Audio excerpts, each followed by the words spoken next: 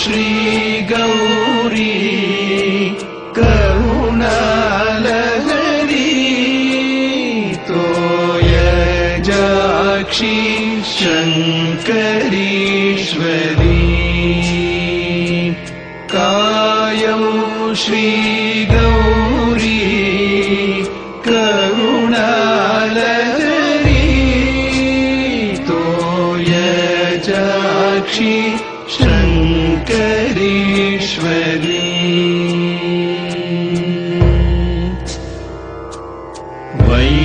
वैमानिक भामार्चित कोमलकरपादे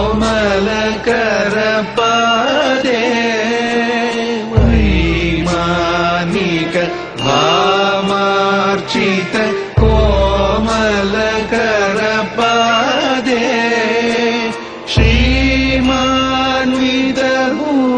श्रीमान्वितभूमास्पदे कामितफलदे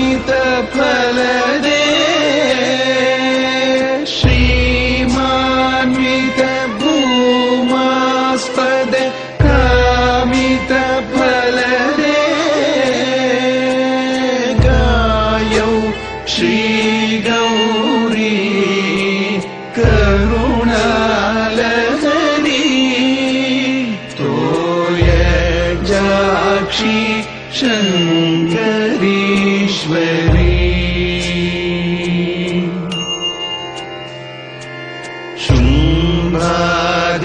शुम्भादिमदाम्भो निधि कुम्भजनिभदेवी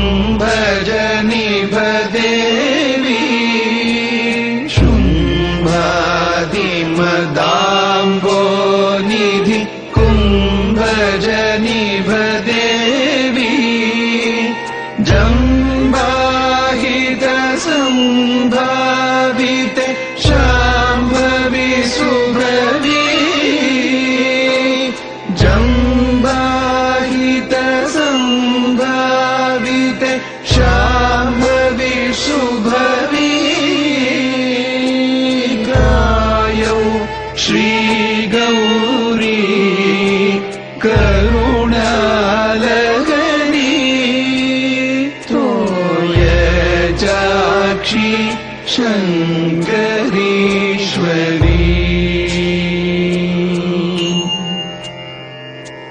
श्रीजय चामुण्डिगे श्रीजय चामेन्द्र श्रीजय चामुण्डिगे श्रीजय चामेन्द्र नामाङ्कित भूमीन्द्र ललामन मुददे नामाङ्कित भूमीन्द्र ललामन मुददे कायौ श्रीगौरी करुणालहरी तोयजाक्षी शङ्करीश्वरी तोयजाक्षी शङ्करीश्वरी तोयजाक्षी शङ्करीश्वरी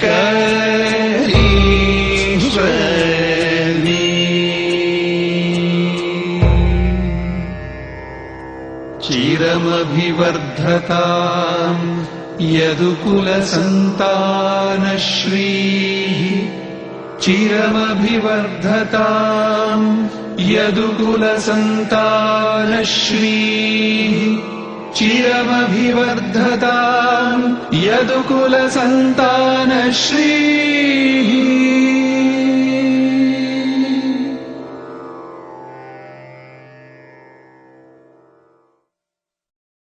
ಸೌಂದರ್ಯದ ಸುಗಡಿನ ಮೈಸೂರು,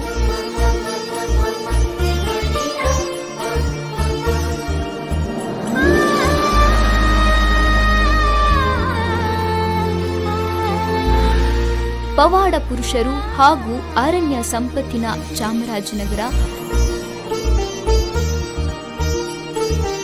ಜಲಪಾತಗಳ ತವರೂರು ಕಾಫಿಯ ನಾಡು ಕೊಡಗು, ನಾಡಿನ ಐಸಿರಿಗೆ ಮೆರುಗು ಕೊಟ್ಟ ಭರತ ಖಂಡದ ಮೂಲೆ ಮೂಲೆಗಳಲ್ಲೂ ಸುಗಂಧದ ಹೆಸರು ಸೂಚಿಸುವ ಜಿಲ್ಲೆಗಳೇ ಮೈಸೂರು, ಚಾಮರಾಜನಗರ, ಕೊಡಗು. ಮೊದಲಿಗೆ ಹೇಳುವುದಾದ್ರೆ ಮೈಸೂರು ಜಿಲ್ಲೆ ನಂಜನಗೂಡು, ಟಿ ನರಸೀಪುರ, ಹೆಗ್ಗಡದೇವನಕೋಟೆ, ಸರಗೂರು, ಹುಣಸೂರು, ಪಿರಿಯಾಪಟ್ಟಣ, ಕೃಷ್ಣರಾಜನಗರ ಹೀಗೆ 8 ತಾಲೂಕುಗಳನ್ನ ಒಳಗೊಂಡಿದೆ. ಈ ಜಿಲ್ಲೆಯ ಸೌಂದರ್ಯವನ್ನ ವರ್ಣಿಸಲು ಯಾರಿಂದಲೂ ಸಾಧ್ಯವಾಗದ್ದು ಎನ್ನಬಹುದು. ಮೈಸೂರು ರಾಜಮಹಾರಾಜರ ಆಳ್ವಿಕೆಯಲ್ಲಿ ಹೆಸರು ಪಡೆದುಕೊಂಡು ಹಿಂದೆಯೂ ಇಂದಿಗೂ ಮುಂದೆಂದಿಗೂ ಕರ್ನಾಟಕದ ಸಾಂಸ್ಕೃತಿಕ ರಾಜಧಾನಿ, ಅರಮನೆಗಳ ನಗರಿ ಎಂಬ ಖ್ಯಾತಿಯೊಂದಿಗೆ ಪ್ರಪಂಚದಲ್ಲೇ ಗೌರವಯುತವಾದ ಕಿರೀಟ ಹೊತ್ತಿರುವ ನಗರ ನಮ್ಮ ನಿಮ್ಮೆಲ್ಲರ ಪ್ರೀತಿಯ ಮೈಸೂರು. ಮೈಸೂರು ಎಂದಾಕ್ಷಣ ಎಲ್ಲರ ಕಣ್ಮುಂದೆ ಬರುವುದು ಮೈಸೂರು ಅರಮನೆ, ಅಲ್ಲಿನ ರಾಜಮನೆತನ.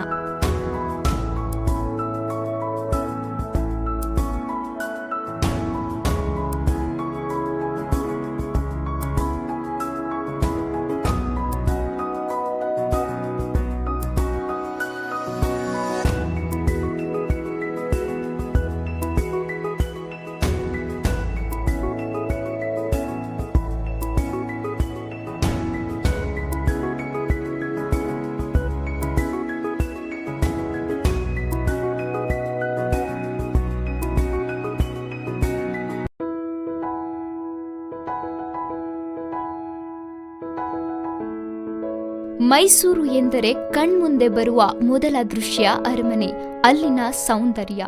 ಈಗ ನೀವು ನೋಡುತ್ತಿರುವ ಅರಮನೆಗೂ ಹಿಂದೆ ಕಟ್ಟಿಗೆಯಿಂದ ನಿರ್ಮಾಣವಾಗಿದ್ದ ಕಲಾತ್ಮಕ ಅರಮನೆ ಇತ್ತು.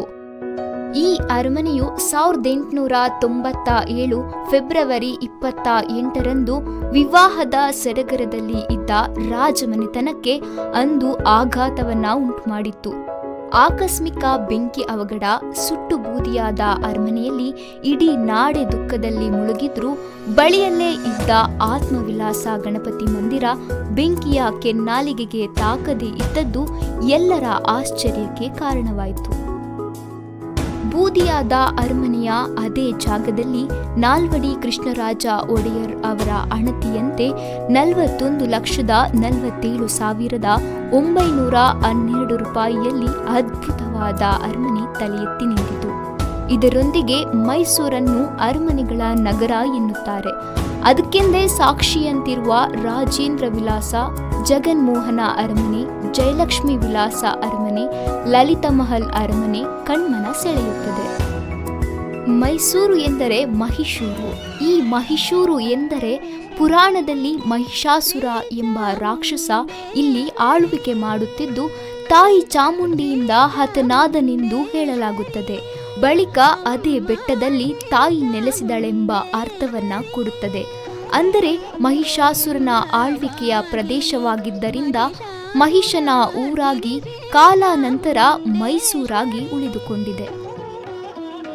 ಪ್ರತಿ ವರ್ಷ ನಡೆಯುವ 10 ದಿನಗಳ ದಸರಾ ಉತ್ಸವದಲ್ಲಿ ತಾಯಿ ಚಾಮುಂಡಿಯನ್ನು ವಿವಿಧ ಪೂಜೆಗಳೊಂದಿಗೆ ಅಲಂಕರಿಸಿ ವೈಭವಿಸುತ್ತಾರೆ. ಮೈಸೂರು ಅರಮನೆಯ ಅಂಗಳದಲ್ಲಿ ನಡೆಯುವ ಜಟ್ಟಿ ಕಾಳಗದ ನಂತರ ತಾಯಿ ಚಾಮುಂಡಿಯನ್ನು ಭಕ್ತಿ ಗೌರವಗಳೊಂದಿಗೆ ಅರಮನೆಯ ಅಂಗಳದಿಂದ ಆನೆಯ ಮೇಲೆ ಅಂಬಾರಿಯನ್ನ ಹೊತ್ತು ಸಾಗುವ ಪರಿಗೆ ಪ್ರಪಂಚದ ಜನತೆ ತಲೆಬಾಗಿ ನೋಡುತ್ತಾರೆ, ಉತ್ಸಾಹದಿಂದ ಮೈಮರೆಯುತ್ತಾರೆ.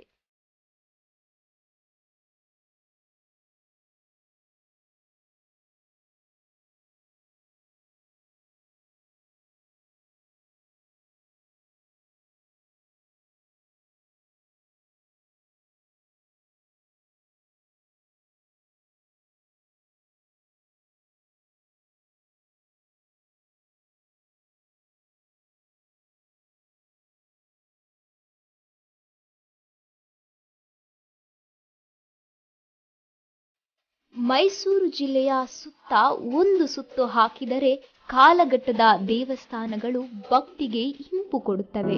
ಅದರಲ್ಲಿ ಚಾಮುಂಡಿ ಬೆಟ್ಟದ ನಂದಿ, ಗಾಯತ್ರಿ ದೇವಸ್ಥಾನ, ಸೋಮೇಶ್ವರ ದೇವಸ್ಥಾನ, ಭುವನೇಶ್ವರಿ ದೇವಸ್ಥಾನ, ಒಂಟಿಕೊಪ್ಪಲು ವೆಂಕಟೇಶ್ವರನ ದೇವಸ್ಥಾನ, ಬೈಲಕುಪ್ಪೆಯ ಬುದ್ಧ ಮಂದಿರ, ಸೋಮನಾಥಪುರ ದೇವಸ್ಥಾನ, ತಲಕಾಡಿನ ವೈದ್ಯನಾಥೇಶ್ವರ ದೇವಸ್ಥಾನ, ಕೀರ್ತಿನಾರಾಯಣ ದೇವಸ್ಥಾನ, ಪಾತಾಳೇಶ್ವರ ದೇವಸ್ಥಾನ, ನಂಜನಗೂಡಿನ ನಂಜುಂಡೇಶ್ವರ ದೇವಸ್ಥಾನ ಪ್ರಮುಖವಾದವು.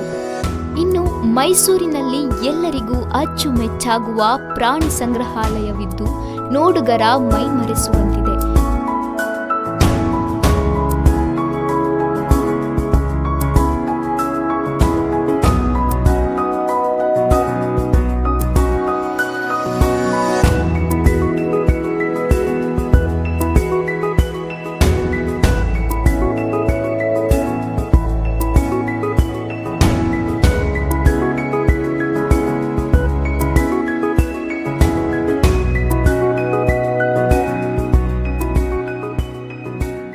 ಜೊತೆಗೆ ಕಾವೇರಿ, ಹೇಮಾವತಿ ಹಾಗೂ ಲಕ್ಷ್ಮಣ ತೀರ್ಥ ಈ 3 ನದಿಗಳ ಸಂಗಮ ಕ್ಷೇತ್ರವಾಗಿ ಕೃಷ್ಣರಾಜಸಾಗರ ಅಣೆಕಟ್ಟು ಮೈಸೂರಿನ ಸೊಬಗಿಗೆ ಇಂಪು ಕೊಟ್ಟಂತಿದೆ.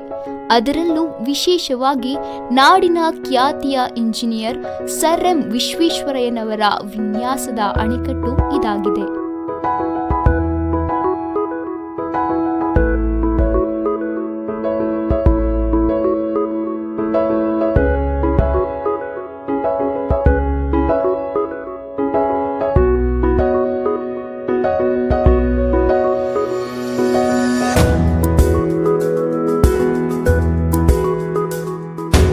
ಮೈಸೂರಿನಲ್ಲಿ ಮತ್ತಷ್ಟು ಆಕರ್ಷಣೀಯ ಸ್ಥಳಗಳೆಂದರೆ ಕಲಾಮಂದಿರ, ಕುಕ್ಕರಹಳ್ಳಿ ಕೆರೆ,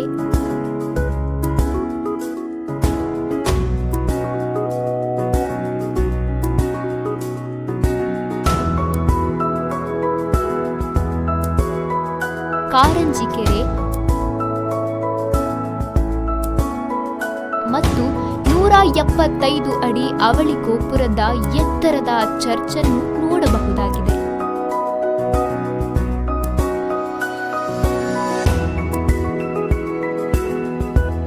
ಮೈಸೂರು ಎಂದಾಕ್ಷಣ ಮಠಮಾನ್ಯಗಳ ಸಂತರ ತವರೂರು ಎಂದು ಕರೆಯುತ್ತಾರೆ. ಅದರಲ್ಲಿ ಬಹು ಮುಖ್ಯವಾಗಿ ಸುತ್ತೂರು ಶ್ರೀಗಳ ಮಠ. ಈ ಮಠಕ್ಕೆ 10 ಶತಮಾನಗಳ ಇತಿಹಾಸವಿದ್ದು ಶಾಂತಿ, ಸಂಯಮ, ಸಹಬಾಳ್ವೆಯನ್ನು ನಾಡಿಗೆ ಸಾರಿದ ಕೀರ್ತಿ ಇದರದ್ದಾಗಿದೆ. ಈ ಮಠದ ಇತಿಹಾಸವನ್ನ ಹೇಳುವುದಾದರೆ, ಒಮ್ಮೆ ಯುದ್ಧದಲ್ಲಿ ರಾಜೇಂದ್ರ ಚೋಳರ ಕುದುರೆ ಕಪಿಲಾ ನದಿಯ ತಟದಲ್ಲಿ ತಪಸ್ಸು ಮಾಡುತ್ತಿದ್ದ ಶ್ರೀ ಶಿವರಾತ್ರೀಶ್ವರ ಶಿವಯೋಗಿಗಳಿಗೆ ಪ್ರದಕ್ಷಿಣೆ ಹಾಕಿ ನಿಂತಿತ್ತಂತೆ. ಶಿವಯೋಗಿಗಳ ಅಣತಿಯಂತೆ ಸುತ್ತೂರಿನಲ್ಲಿ ನೆಲೆಸಿ ಜಗದ್ವಿಖ್ಯಾತ ವೀರಸಿಂಹಾಸನ ಮಠವನ್ನ ನಿರ್ಮಿಸುತ್ತಾರೆ. ಇಂದಿಗೂ ಶ್ರೀ ಶಿವರಾತ್ರೀಶ್ವರ ಮಠ ಅನ್ನ, ಭಕ್ತಿ ಹಾಗೂ ವಿದ್ಯಾದಾನದಲ್ಲಿ ಅಭೂತಪೂರ್ವ ಹೆಸರು ಸಾಧಿಸಿ ಮೈಸೂರಿಗೊಂದು ಕಿರೀಟವಿಟ್ಟಂತಿದೆ.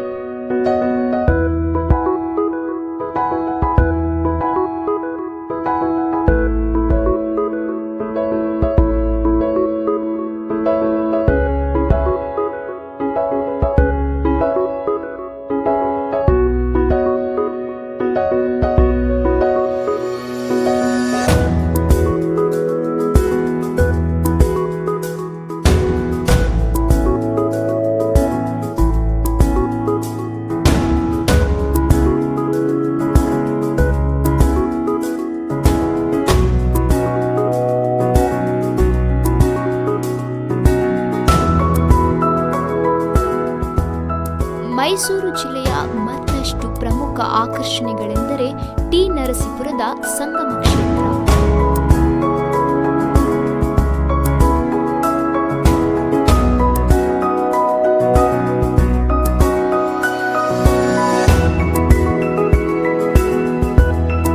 ಎಚ್.ಡಿ. ಕೋಟೆಯ ಕಬಿನಿ ಅಣೆಕಟ್ಟು,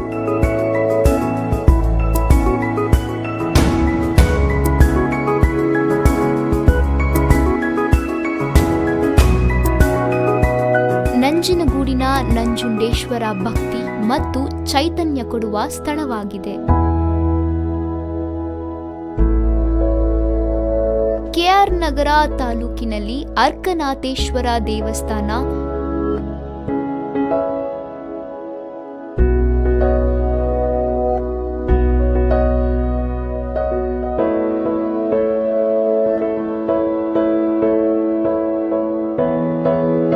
ಚುಂಚನಕಟ್ಟೆಯ ಕೋದಂಡರಾಮ ದೇವಸ್ಥಾನ,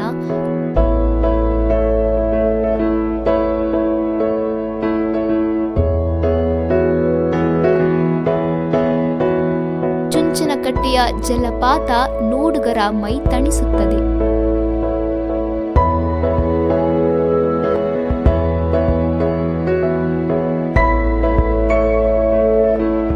ಮೈಸೂರು ಎಂದಾಕ್ಷಣ ಎಲ್ಲರ ಬಾಯಲ್ಲಿ ನೀರೂರುವುದು ಮೈಸೂರು ಪಾಕ್. ಈ ಮೈಸೂರು ಪಾಕ್ನ ಸೃಷ್ಟಿಕರ್ತರು ಮೈಸೂರಿನ ಕಾಕಾಸುರ ಮಾದಪ್ಪನವರಿಂದ ಅರಮನೆಯ ಪಾಕಶಾಲೆಯಲ್ಲಿ ಸೃಷ್ಟಿಯಾಗಿ ಕರ್ನಾಟಕದ ಮನೆ ಮಾತಾಗಿದೆ.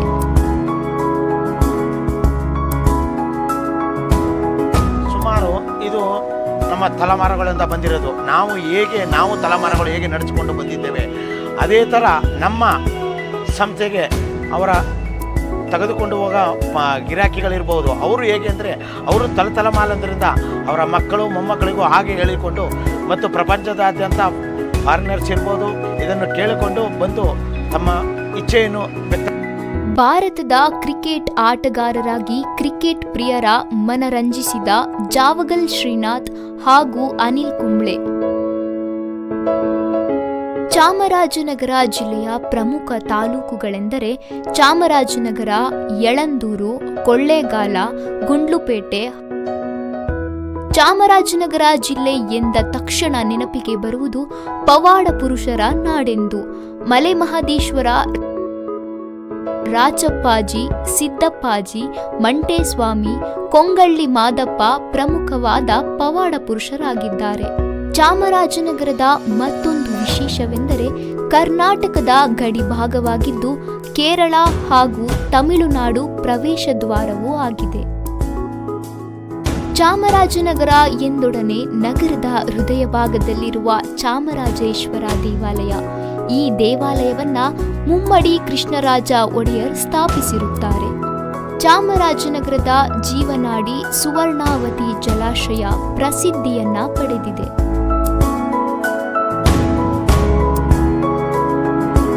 ಚಾಮರಾಜನಗರ ಧಾರ್ಮಿಕ ಕ್ಷೇತ್ರವಾಗಿ ಕಂಗೊಳಿಸುತ್ತಿದ್ದು ಅವುಗಳಲ್ಲಿ ಪ್ರಮುಖವಾಗಿ ಗುಂಡ್ಲುಪೇಟೆಯ ಹಿಮವದ್ ಗೋಪಾಲಸ್ವಾಮಿ ಬೆಟ್ಟ. ಹಿಮವದ್ ಗೋಪಾಲಸ್ವಾಮಿ ಬೆಟ್ಟ ವರ್ಷ ಪೂರ್ತಿ ಹಿಮದಿಂದ ಕೂಡಿದ್ದು ವೇಣುಗೋಪಾಲಸ್ವಾಮಿಯ ಸುಂದರ ವಿಗ್ರಹವಿದೆ. ದಟ್ಟ ಕಾಡಿನಿಂದ ಕೂಡಿದ್ದು ವನ್ಯ ಮೃಗಗಳ ವಾಸಸ್ಥಾನವಾಗಿದೆ.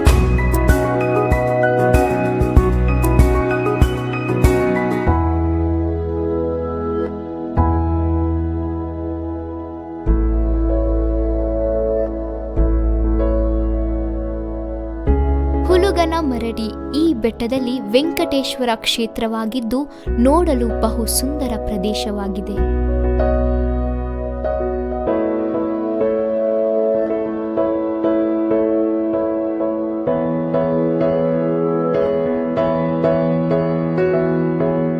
ಗುಂಡ್ಲುಪೇಟೆಯಲ್ಲಿನ ಬಂಡೀಪುರ ಅಭಯಾರಣ್ಯದಲ್ಲಿ ಆನೆ, ಹುಲಿ, ಚಿರತೆ, ಕರಡಿ, ಜಿಂಕೆ, ಕಡವೆ ಮುಂತಾದ ವನ್ಯಮೃಗಗಳನ್ನ ನೋಡಬಹುದಾಗಿದೆ. ಚಾಮರಾಜನಗರದ ಮತ್ತೊಂದು ತಾಲೂಕು ಕೊಳ್ಳೇಗಾಲ. ಇಲ್ಲಿನ ವಿಶೇಷತೆ ಎಂದರೆ ಮಲೆಮಹದೇಶ್ವರನ ಬೆಟ್ಟ.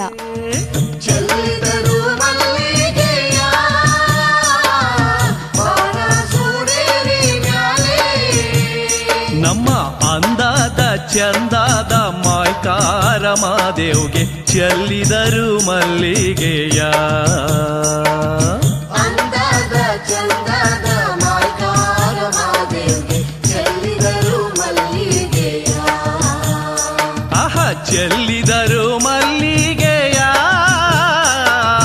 ಬಾಣ ಸೂರ್ಯರಿ ಮ್ಯಾಲೆ. ಕೊಂಗಳ್ಳಿ ಮಾದಪ್ಪನ ಬೆಟ್ಟ.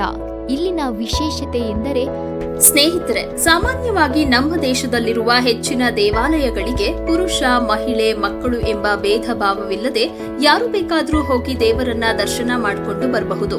ಆದ್ರೆ ನಾವಿವತ್ತು ನಿಮಗೆ ಮಾಹಿತಿಯನ್ನ ಹೊತ್ತು ತಂದಿರೋ ದೇವಾಲಯಕ್ಕೆ ಮಹಿಳೆಯರ ಪ್ರವೇಶವನ್ನ ನಿರ್ಬಂಧಿಸಲಾಗಿದೆ. ಅಲ್ಲದೆ ಈ ದೇಗುಲಕ್ಕೆ ಮಹಿಳೆಯರು ಹೋದ್ರೆ ಕಲ್ಲಾಗಿ ಬಿಡ್ತಾರಂತೆ.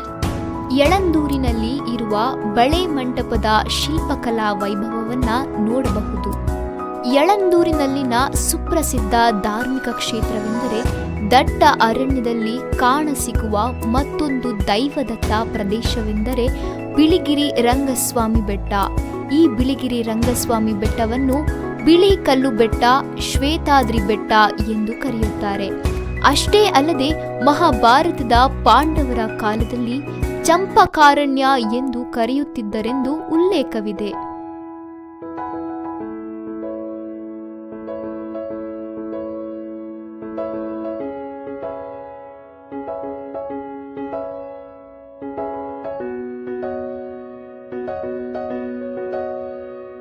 ಇಲ್ಲಿ ಕಾಡಿನ ಜನಾಂಗವನ್ನ ನೋಡಬಹುದಾಗಿದೆ.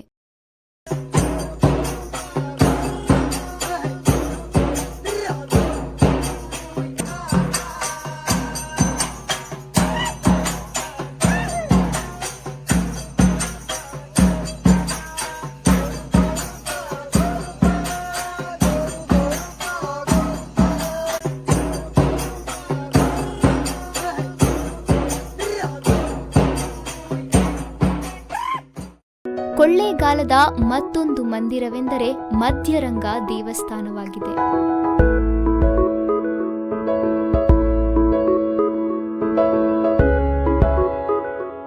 ಕೊಳ್ಳೇಗಾಲದಲ್ಲಿ ಜಲಪಾತಗಳ ವೈಭವವನ್ನು ನಾವು ನೋಡಬಹುದು. ಗಗನಚುಕ್ಕಿ, ಭರಚುಕ್ಕಿ ಪ್ರವಾಸಿಗರ ಪ್ರಸಿದ್ಧ ತಾಣವೂ ಹೌದು. ಈ ಗಗನಚುಕ್ಕಿ, ಭರಚುಕ್ಕಿಯಲ್ಲಿ 1902ರಲ್ಲಿ ಸ್ಥಾಪನೆಯಾದ ಏಷ್ಯಾದ 2ನೇ ಜಲವಿದ್ಯುತ್ ತಯಾರಿಕಾ ಕೇಂದ್ರವಾಗಿದೆ.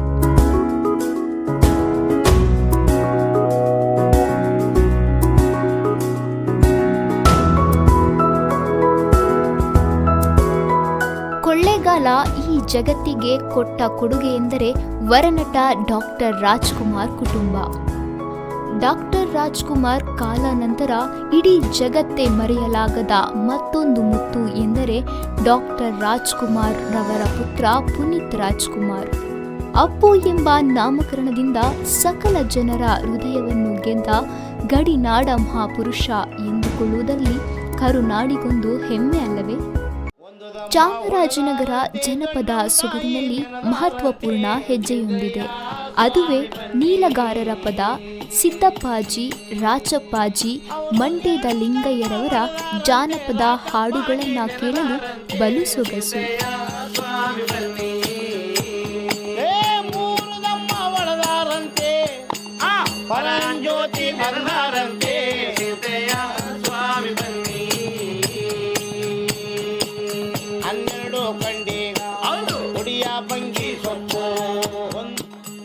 ನೀಲಗಾರ ಪದಗಳನ್ನ ಕೇಳುತ್ತಿದ್ದಂತೆಯೇ ನೆನಪಿನಾಳದಲ್ಲಿ ನಿಲ್ಲುವುದು ಕಂಸಾಳೆ ಪದಗಳು. ಹಾಡನ್ನು ಹಾಡುತ್ತಾ ಕಂಸಾಳೆಯನ್ನು ತಟ್ಟುತ್ತಾ ನೃತ್ಯ ರೂಪಕದಲ್ಲಿ ಕಲಾವಿದರನ್ನು ನೋಡಲು ಬಲು ಸೊಗಸು ಅಲ್ಲವೇ?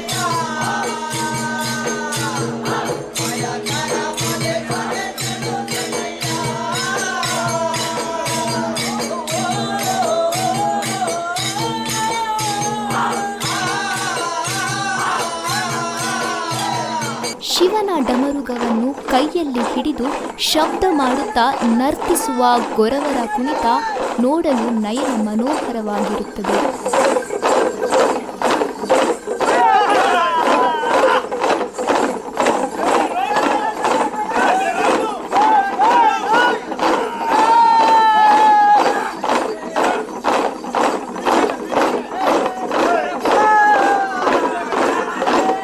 ಹೀಗಾಗಿಯೇ ಚಾಮರಾಜನಗರ ಎಂದರೆ ಕಲಾವಿದರ ನಾಡು, ಜಾನಪದದ ತವರೂರು ಎನ್ನುತ್ತಾರೆ. ಕೊಡಗು ಎಂದು ನೆನಪಿಸಿಕೊಂಡಾಗ ಮಡಿಕೇರಿ, ವಿರಾಜಪೇಟೆ, ಸೋಮವಾರಪೇಟೆ, ಕುಶಾಲನಗರ ಕಣ್ಣ ಮುಂದೆ ಬಂದು ನಿಲ್ಲುತ್ತದೆ. ಕೊಡಗಿನ ನೆನಪುಗಳು ಸದಾ ಕಾಡುವುದು ಕೊಡಗಿನ ವಿಶೇಷ ಉಡುಪು ಮತ್ತು ಕೊಡಗಿನ ಸಾಂಸ್ಕೃತಿಕ ಶೈಲಿಯ ನೃತ್ಯ, ಕೊಡಗಿನ ಕಾಫಿ ಹಾಗೂ ಕೊಡವ ಭಾಷೆ.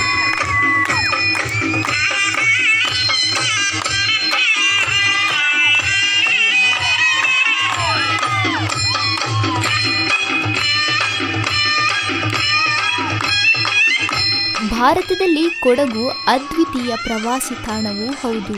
ಅವುಗಳಲ್ಲಿ ಬಹುಮುಖ್ಯ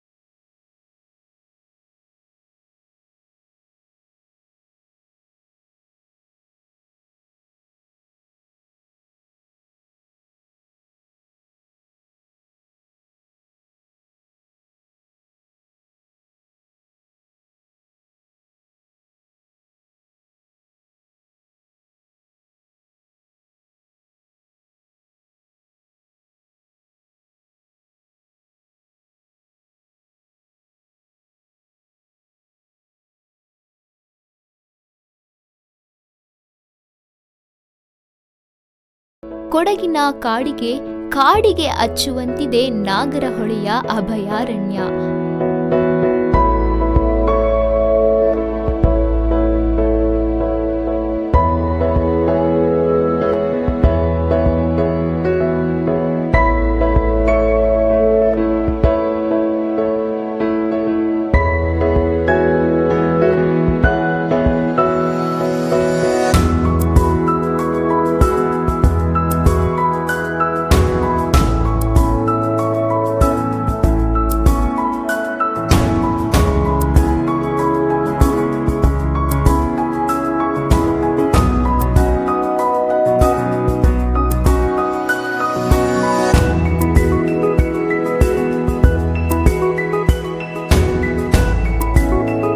ನಾಗರಹೊಳೆಯ ದುಬಾರೆ ಅರಣ್ಯದ ನದಿಯಲ್ಲಿ ಪ್ರವಾಸಿಗರ ಮೋಜು ನೋಡುಗರಿಗೆ ಖುಷಿ ಕೊಡುತ್ತದೆ.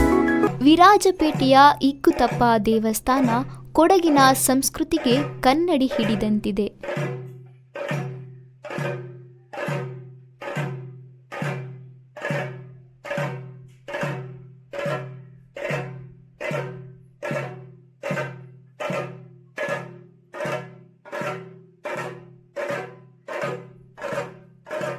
ಕನ್ನಡ ನಾಡಿನೊಳಗೆ ಕೊಡಗಿನ ಗರ್ಭದೊಳಗೆ ಇರುವ ಟಿಬೆಟ್ಟಿನ ಬುದ್ಧರ ಸ್ವರ್ಣ ದೇಗುಲ ಪ್ರವಾಸಿ ಮಂದಿರವಾಗಿ ಜನ್ಮ ತಳೆದಿದ್ದು ನೋಡಲು ಬಲು ಸೊಗಸು ಎನಿಸುತ್ತದೆ.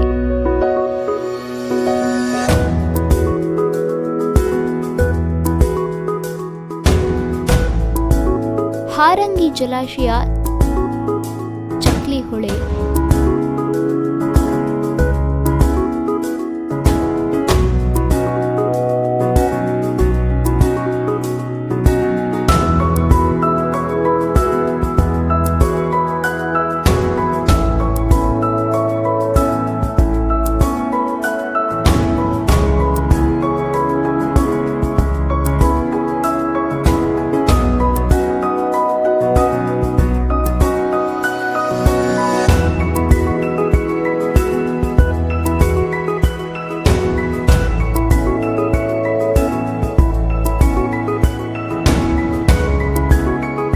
ಕುಮಾರಧಾರ ನದಿಯ ಮಲ್ಲಹಳ್ಳಿ ಜಲಪಾತ ನೆನಪಿನಲ್ಲುಳಿಯುವ ಜಲಪಾತವಾಗಿವೆ. ಕೊಡಗು ಇಬ್ಬರು ಮಹಾಪುರುಷರನ್ನು ಭಾರತ ಮಾತೆಯ ಮಡಿಲಿಗೆ ಕೊಟ್ಟಿದೆ ಎಂದರೆ ಅತಿಶಯೋಕ್ತಿ ಅಲ್ಲ. ಜನರಲ್ ಕಾರ್ಯಪ್ಪ ಹಾಗೂ ಅಶ್ವಿನಿ ನಾಚಪ್ಪ. ಜನರಲ್ ಕಾರ್ಯಪ್ಪ ಎಂದೊಡನೆ ನೆನಪಿನಲ್ಲಿ ಉಳಿಯುವುದು ಭಾರತ ರಕ್ಷಣೆಯ ಮಹಾವೀರರ ಸಾಲಿನಲ್ಲಿ ನಿಲ್ಲುತ್ತಾರೆ.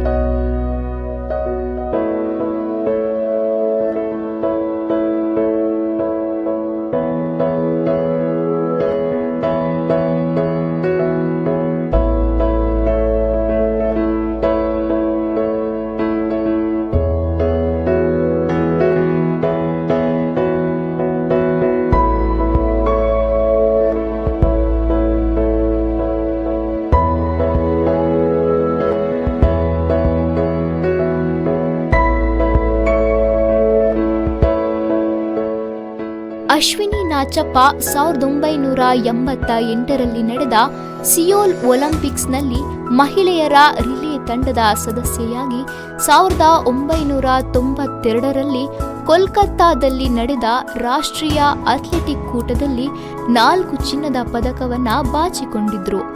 ಅಶ್ವಿನಿ ನಾಚಪ್ಪ ಹಲವಾರು ಪ್ರಶಸ್ತಿಗಳನ್ನು ತಮ್ಮದಾಗಿಸಿಕೊಂಡಿದ್ದು, ಅದರಲ್ಲಿ ಬಹು ಮುಖ್ಯವಾಗಿ 1990ರಲ್ಲಿ ಅರ್ಜುನ ಪ್ರಶಸ್ತಿಯನ್ನು ತಮ್ಮದಾಗಿಸಿಕೊಂಡರು.